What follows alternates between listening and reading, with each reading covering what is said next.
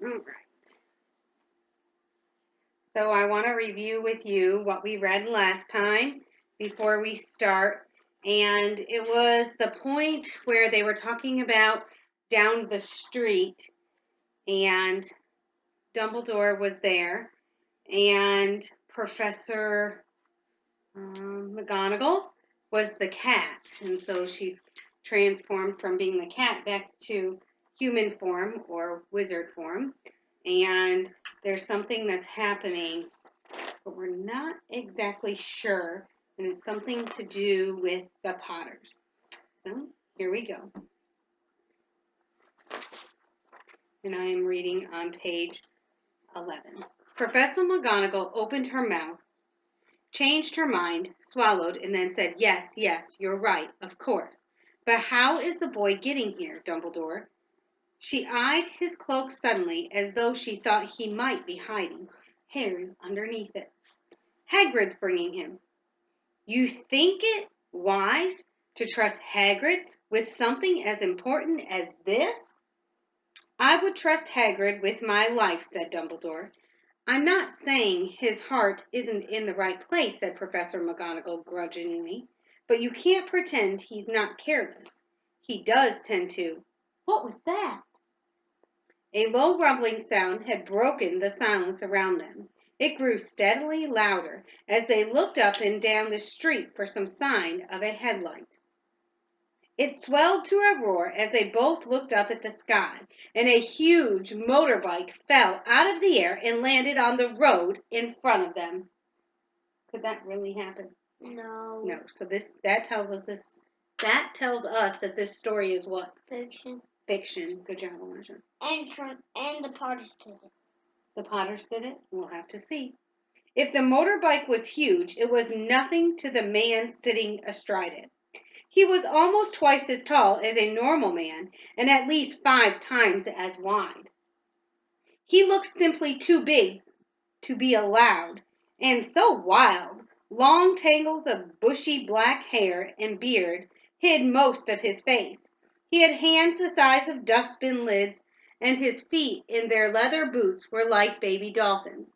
In his vast muscular arms he was holding a bundle of blankets. "Hagrid," said Dumbledore, sounding relieved. "At last.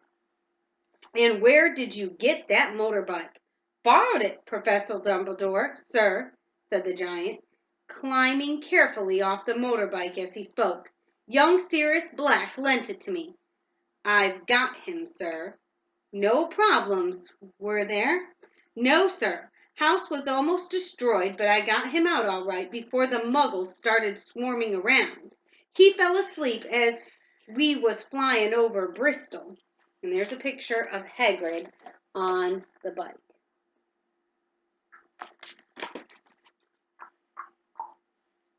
"Dumbledore," said Professor McGonagall, bent forward over the bundle of blankets. Inside, just visible, was a baby boy fast asleep.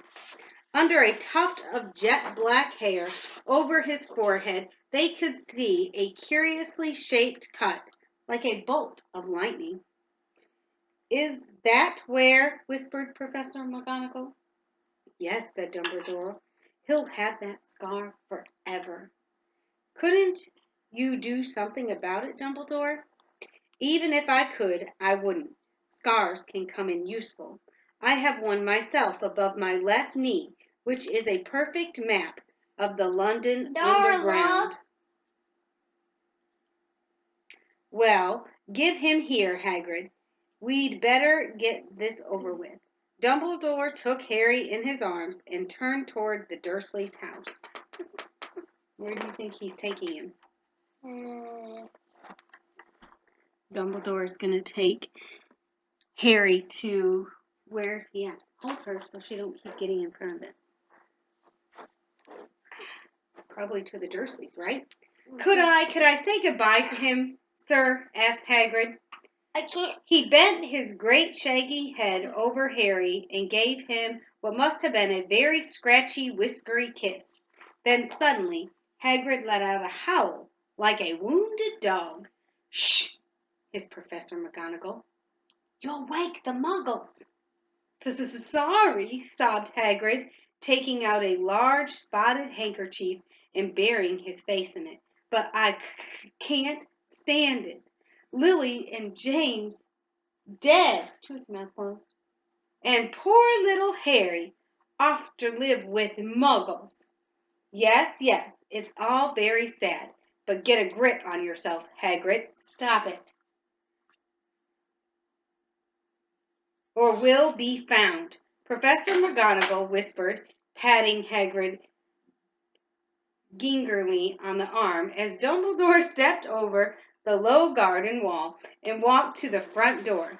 He laid Harry gently on the footstep, took a letter out of his cloak, tucked it inside Harry's blankets, and then came back to for the other two. Go put this in the sink, please. Hurry up. For a full minute the three of them stood and looked at the little bundle. Hagrid's shoulders shook. Professor McGonagall blinked furiously, and the twinkling light that usually shone from Dumbledore's eyes seemed to have gone out. So everyone's feeling what? Sad. Well, said Dumbledore finally, that's that.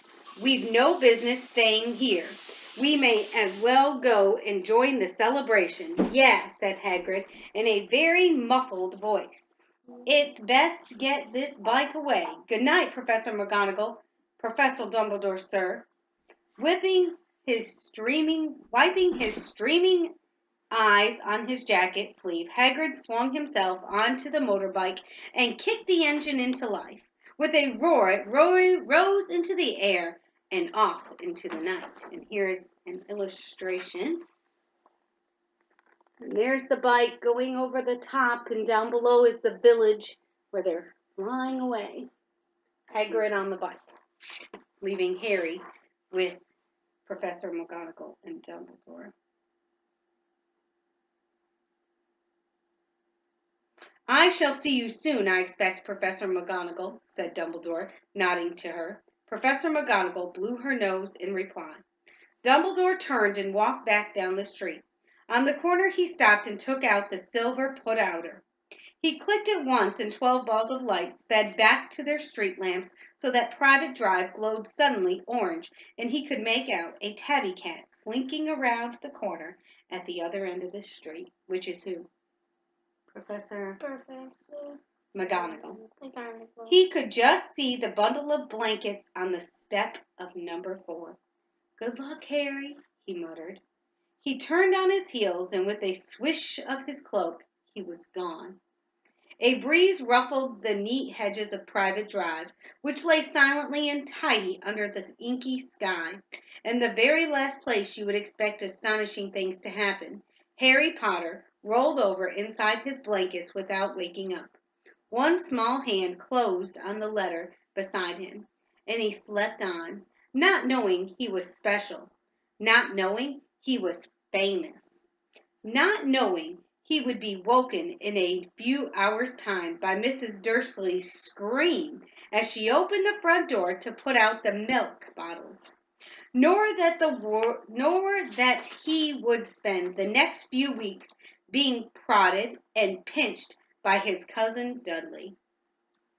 He couldn't know that at this very moment people meeting in secret all over the country were holding up their glasses and saying in hushed voices, "To Harry Potter, the boy who lived." Chapter 2. The Vanishing Glass. Nearly 10 years had passed since the Dursleys had woken up to find their nephew on their front step. But Private Drive had hardly changed at all. The sun rose on the same tidy front gardens and lit up the brass number 4 on the Dursleys' front door. It crept into their living room, which was almost exactly the same as it had been on the night when Mr. Dursley had seen the fateful news reports about the owls. Only the photographs on the mantelpiece really showed how much time had passed. 10 years ago, there had been lots of pictures of what looked like a large pink beach ball wearing different colored bobble hats. But Dudley Dursley was no longer a baby, and now the photograph showed a large blond boy riding his first bicycle on a roundabout at the fair, playing a computer game with his father, being hugged and kissed by his mother. The room held no sign at all that another boy lived in the house, too.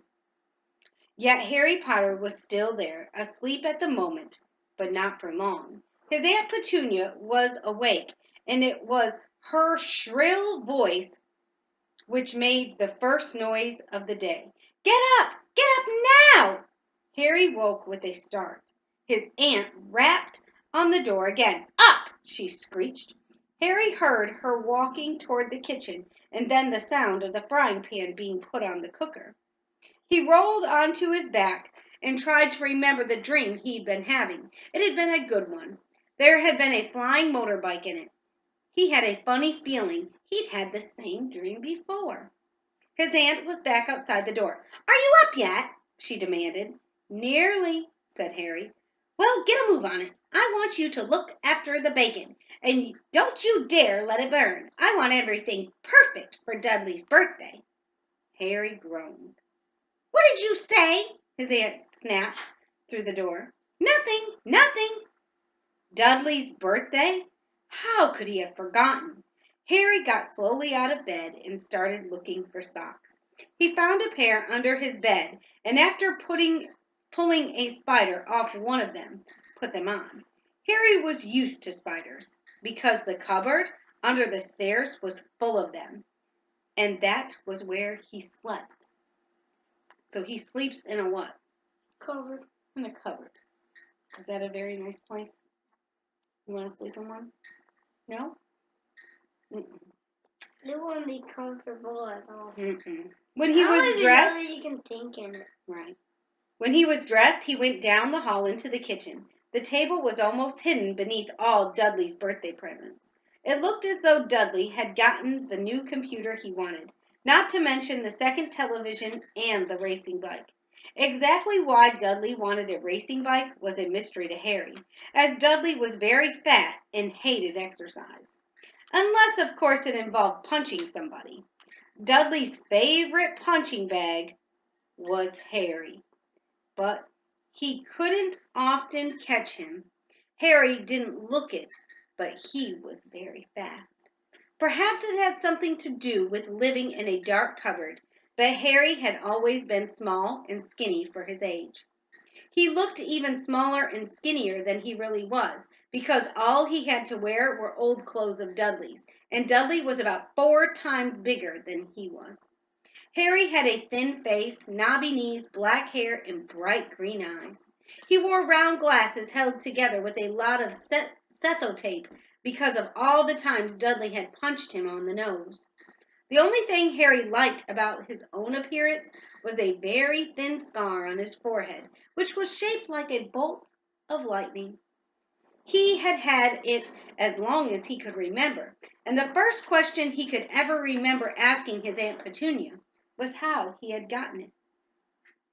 In the car crash when your parents died, she said. And don't ask questions.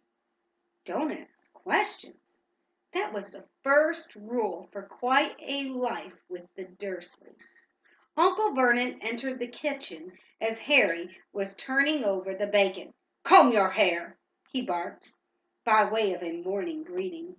About once a week, Uncle Vernon looked over the top of his newspaper and shouted that Harry needed a haircut. Harry must have had more haircuts than the rest of the boys in his class put together, but it made no difference. His hair simply grew that way, all over the place. And here's the pictures for pages 14 and 15. Mm-hmm. And we will stop there. So remember, it's 10 years later, so Harry is a little bit over the age of 10, and I will show you the picture for our next page. And that looks like to be Harry, and I'm seeing a lot of spiders. I see a broom and a dustpan, a stuffed animal, a toilet plunger, maybe a chess piece, a dinosaur piece, a pair of boots, Maybe this is his bedroom. An owl, like it's in the cupboard. What do you think? I think. You want to stay there?